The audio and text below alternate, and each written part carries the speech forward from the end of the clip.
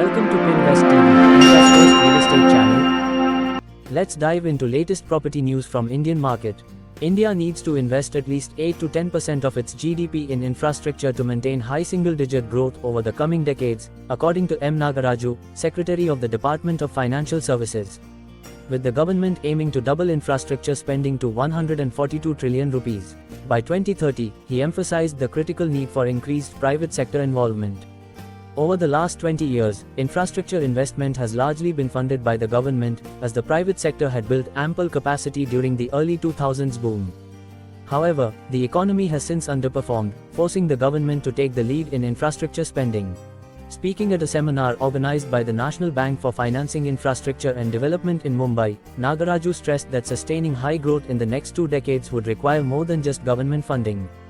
Private capital must also flow in, he noted, adding that currently, 3/4 of infrastructure spending is borne by the government, which needs to change.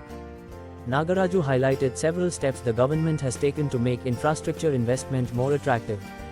These include reforming concession agreements, improving counterparties, and establishing institutional frameworks like the Insolvency and Bankruptcy Code. Additionally, the government has supported initiatives such as the National Asset Reconstruction Company, the creation of specialized financial institutions like NABFID, and the National Monetization Plan, which seeks to unlock value from older assets to fund new infrastructure projects. He also mentioned a scheme providing long-term interest-free loans to states for building durable infrastructure. The government is committed to creating a conducive environment for private sector investment as it looks to achieve its ambitious infrastructure goals. We value your input. Your feedback shapes our content.